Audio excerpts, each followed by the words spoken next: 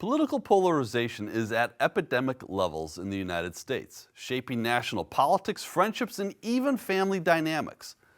But today's guest says it doesn't have to be that way, that each of us can adopt simple practices to reduce the polarization in our lives and in our communities. He's Peter T. Coleman this week on Story in the Public Square.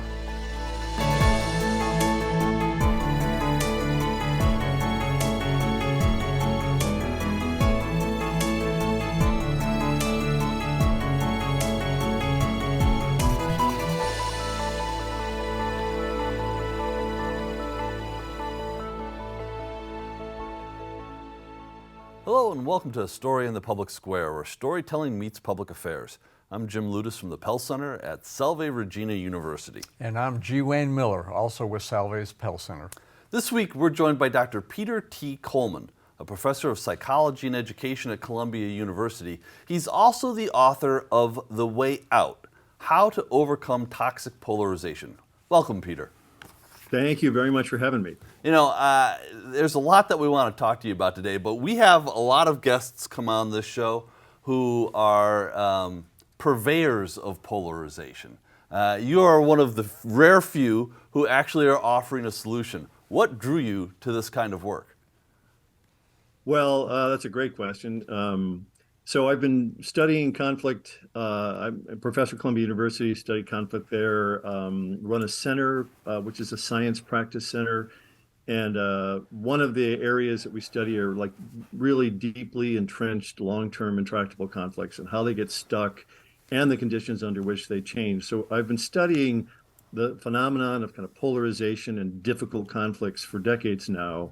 But I think particularly my focus on political polarization in the U.S.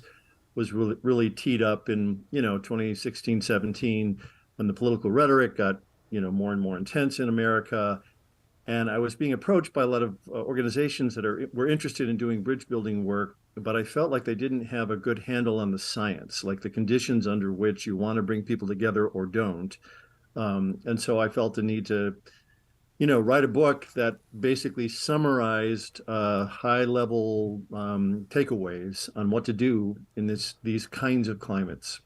Well, and we're going to get to some of those takeaways in a few minutes, but let's talk about sort of do a little table setting here. Yeah. Is polarization as bad as it seems, or is it just the way it's always been and we're just maybe a little bit more sensitive to it now?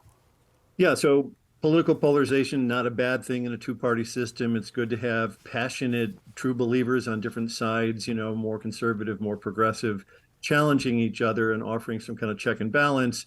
In the 1950s in America, the parties had a lot of overlap and people were calling for more polarization, more clarity on the differences between the parties. The good news is we've got it. Right. There are clear distinctions between Republican and Democratic, basically platforms and parties at this point.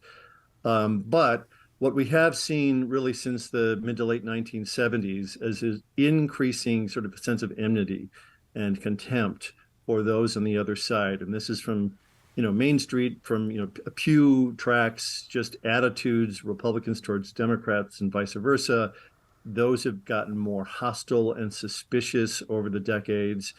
And in Washington, we see the dysfunction there where it's extremely difficult to get anything bipartisan. And, there's a lot of obstructionism and also just, again, voiced contempt for the other side. So this has been an increasing trajectory for decades, and it doesn't seem to be slowing.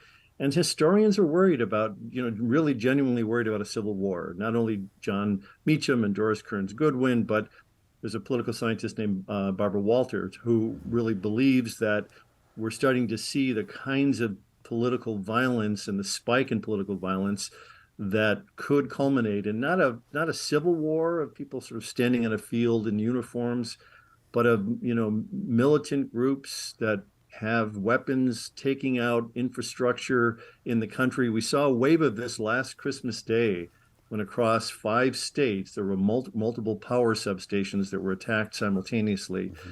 So there's evidence of this kind of mounting political violence, and it's concerning us all. So yes, I think it's by some measures worse than it's ever been. So Peter, you mentioned one of the dangers clearly is the possibility of civil war, as you described it. Obviously, not two opposing sides, pointing rifles at each other. What are some of the other dangers of polarization today, both to the nation and to individuals? I mean, obviously we're talking about a lot of people in this country, but we're talking about the effect on individual people. We see this all the time on social media and Facebook and Twitter, the kinds of attacks that are made. It must take a toll. Long way of saying, get into a little more of the dangers to the country and to individuals. Well, again, there are many people study different aspects of polarization, but at a personal level or a family and community level, half of America has experienced becoming estranged from someone in their family or a close former friend. So there's a lot of loss at a time when a lot of Americans sort of feel a lack of belonging and feel, a sort of more acute loneliness. So there is an impact on our relationships, on our important relationships. There's increases in toxicity that we're experiencing, particularly in younger people. And this is a constellation of things. This is not just politics, right? Because it's social media and it's, other types of anxiety from COVID and from losing time in school. But when you don't have people that you used to be able to turn to talk to because you feel estranged from them, it makes matters worse. So it is, in some ways, the polarization that we're experiencing is in some ways like a toxic substance. There's brain science research that shows that when people, are triggered by a sense of outrage and a taste for retaliation against the other side by something they see on Twitter or hear on the news, it triggers a part of our brain that is also triggered by narcotics. So there is an addictive quality to this sense of outrage, and social media platforms know that, mainstream media platforms know that, and they're preying on that. So at an individual and sort of family and relational level, it's bad. But the other thing I'll just say is that at a national level, it is what I call a first order problem. If we as communities, as states, and as a federal government can't come together to think constructively about policy issues like, sensible gun reform, right? Gun ownership reform, where 90% of the population supports a certain measure, and yet we still can't do that. That speaks to this kind of pathology in our governance and our incapacity to solve critical problems. Peter, what factor does fear play in this? And you're a professor of psychology, so you obviously have thought about this and probably researched this as well. There are a lot of things that people are afraid of on both sides of the aisle. Climate change is one of them.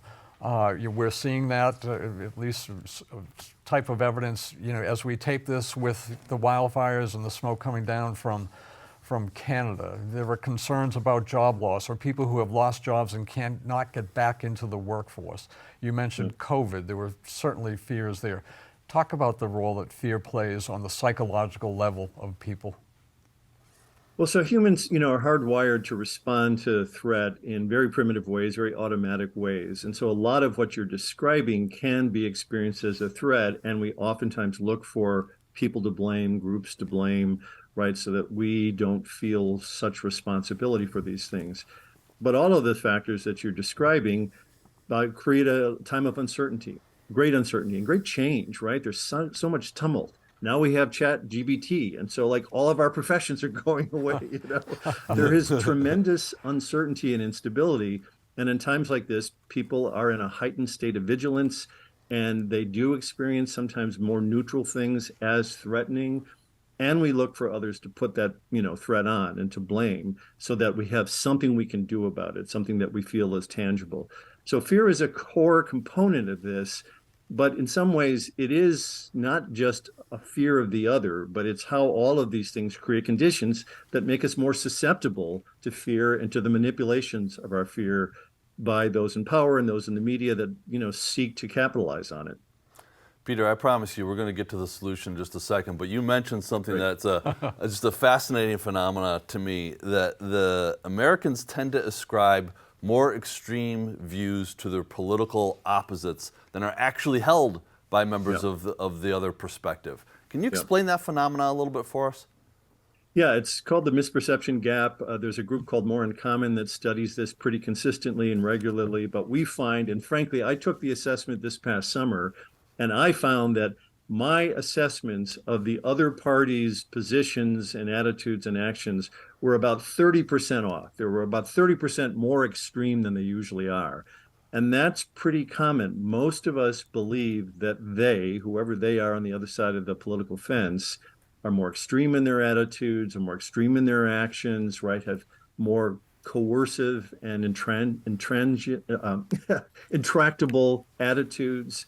And so what that does is it triggers in us a like response. When we believe they're extreme, we react and respond in more extreme ways. And this is a vicious cycle, which is part of what we're facing here are these psychological dynamics that drive us apart. So, despite this fairly grim reality, you say there's reason for some hope and some optimism Yeah. at this particular moment. What is the basis for that? So, I mean, what I was talking about earlier is this sense of estrangement that many of us feel. The good news is that the vast majority of Americans are just exhausted, right? We're exhausted not only by COVID and staying at home and, economic downturns and threats to the climate and to weather, extreme weather events, and that kind of instability and uncertainty. But we're fed up with politics as they are. We're fed up with screaming matches on television and in Congress. And, we're looking to leaders to have reasonable solutions to difficult problems. And so the good news is that the vast majority of Americans, something like 80+%, are what we fall into the exhausted middle majority. This is the group of people that are not at the extremes and true believers and in for a full fight. They're really looking for compromise. They're looking for alternatives. Those are the conditions where we've seen other nations, Costa Rica, the Scandinavian nations, New Zealand, nations that had come out of civil strife and pivoted towards more peacefulness, usually come out of an extremely difficult time that is exhausting, where the masses feel fed up and they are actively seeking an alternative. That's the good news. So, Peter, you talk about exhaustion, and it's physical exhaustion, not just mental exhaustion. And I think that certainly captures the mood of the country now. But Yeah. you've developed 5 practices to help individuals change the way they think about change, an important step to getting ahead of polarization. We're going to go through all of them. Start with resetting. That's practice number 1. What is that, and how can we practice that? Yeah.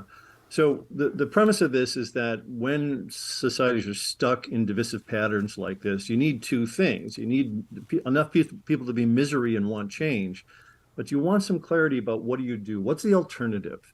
And so that's what these 5 levers are. These are things that come from science, and they're basic principles, but they're things you can do and to enact in your life. So resetting is really the intentionality of what I want to do and what I don't want to do. So let me give you a quick example.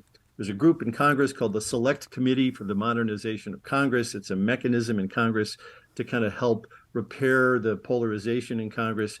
They had started work a couple of years ago as a bipartisan committee to really look at why Congress is so divided.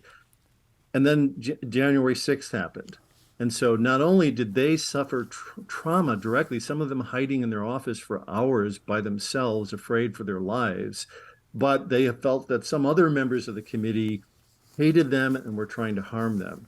So this committee had to say, all right, how are we ever going to get this group of a dozen Congress people together problem solving? And what they had to do is do a significant reset. And the leadership said, okay, this is not business as usual. We need to start by just being honest about what our experiences were around that day and around the election and what our genuine concerns are, and share our stories. And so they really had to sort of say, all right, we're shocked and destabilized from this event.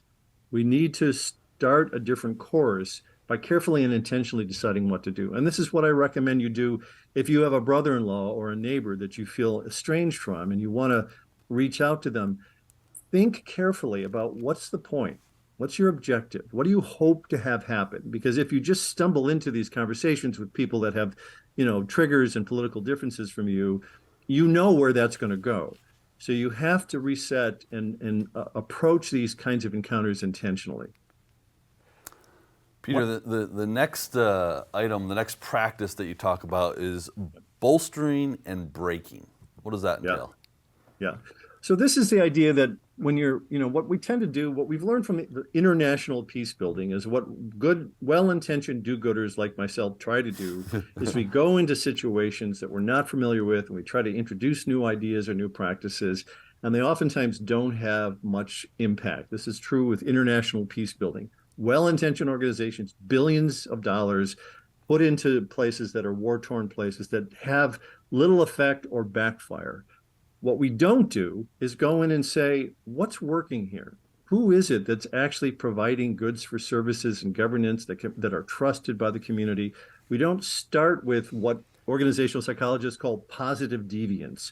Who are the people on the ground in difficult circumstances that are already doing good things? That's what I really implore people to look for if you feel fed up and want a different alternative. One recommendation is there's a website called the Bridging Divides Initiative. It's out of Princeton. It is a map of the US, and you can toggle into your county and your city, and you can find that there are a half dozen or more bridge building groups that already sprung up in your community that are doing good work.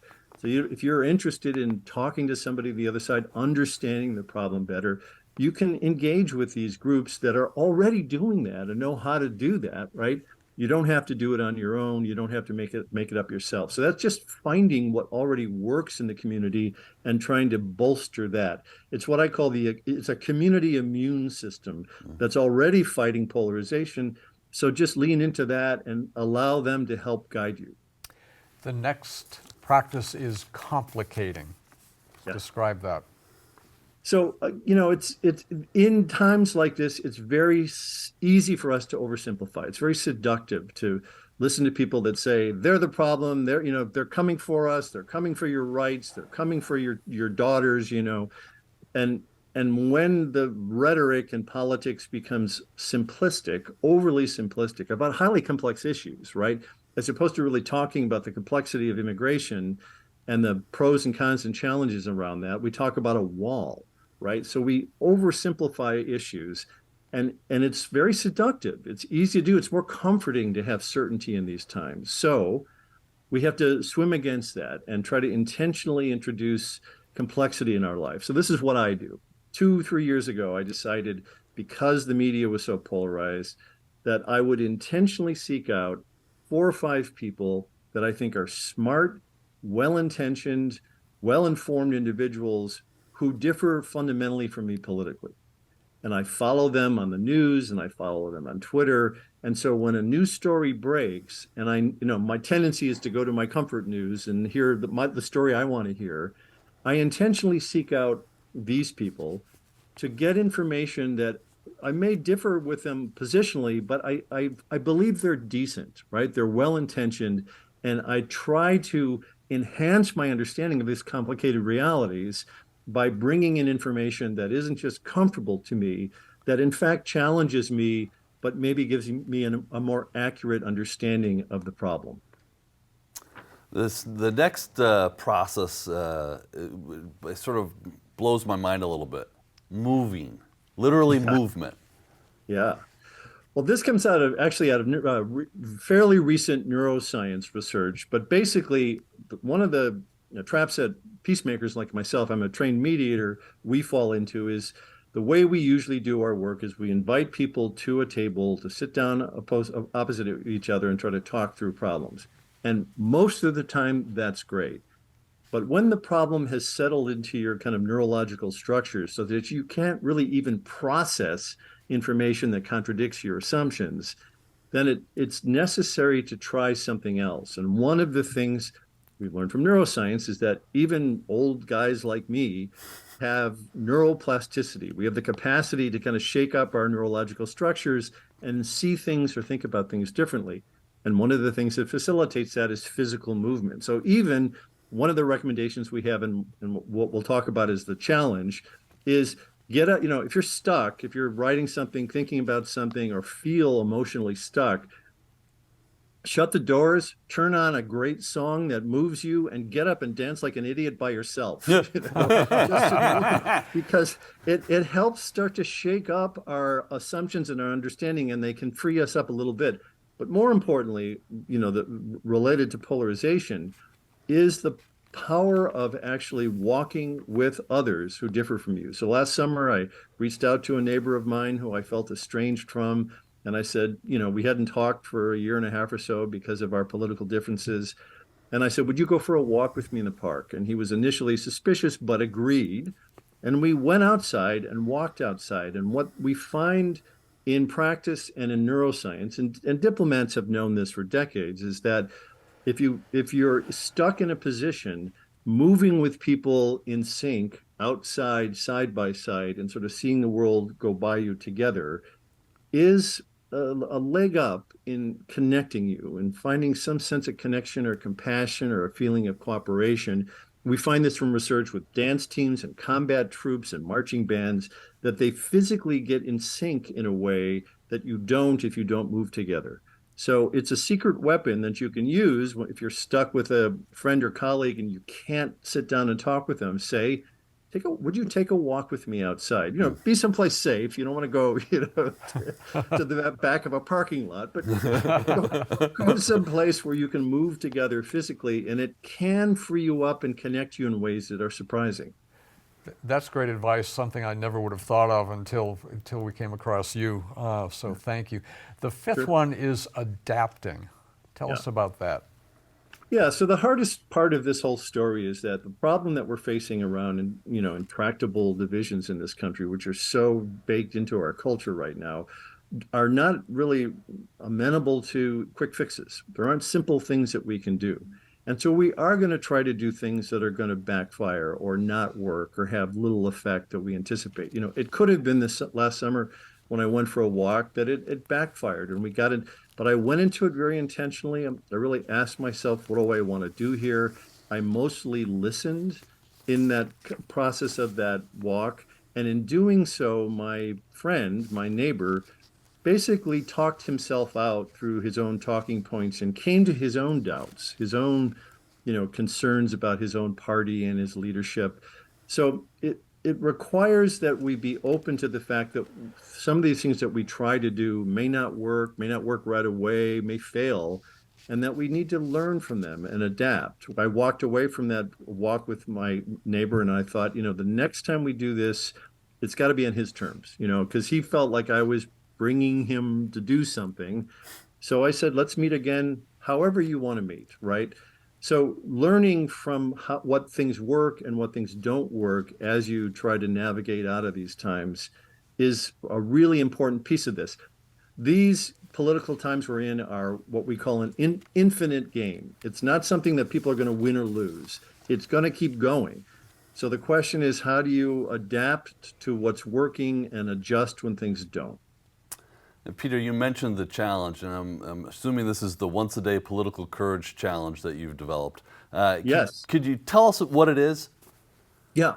So about a year ago, I published this book in 2021 in June, and about a year ago after it was published, I thought, people don't read books anymore. So what are we going to do to make this, real in people's lives? And so we sat down, a group of my former students and my oldest daughter and I sat down and thought about it. And we said, if we were to live this, if we were to take these 5 principles that we just walked through, resetting and finding what works and moving and complicating, how would we do that like every day in our life? And we basically generated 100 small, what we call micro exercises. They're little nudges, they're little activities that you can do.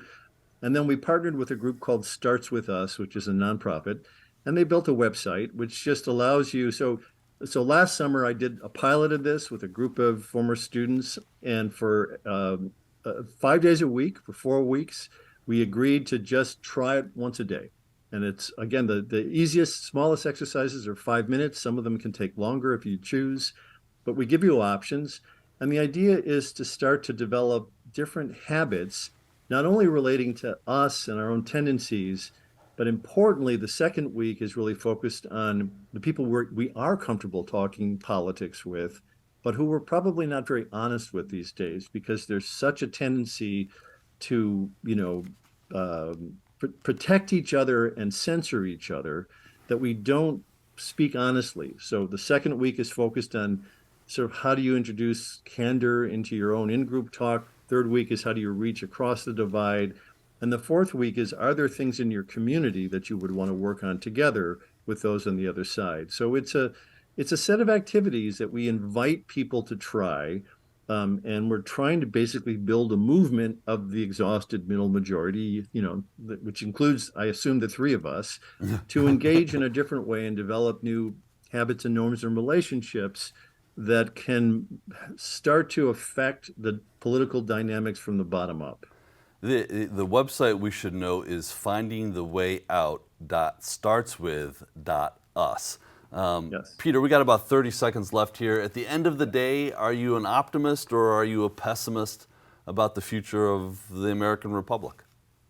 I'm extremely worried about the American Republic, but I'm optimistic because I've had the fortune of the last couple of years of really meeting the hundreds and thousands of members of groups that are doing good work at the community level all the way up to DC that are, really trying to kind of stem this tide and do everything it can to elicit our better angels. So I'm really optimistic that group, that this movement that's happening, can make a difference. Well, Peter, your work and your book are an important part of that. The book is The Way Out, and it's the once-a-day political courage challenge as well. Thank you so much for being with us. That is all the time we have this week, but if you want to know more about Storing the Public Square, you can find us on social media or visit pellcenter.org, where you can always catch up on previous episodes.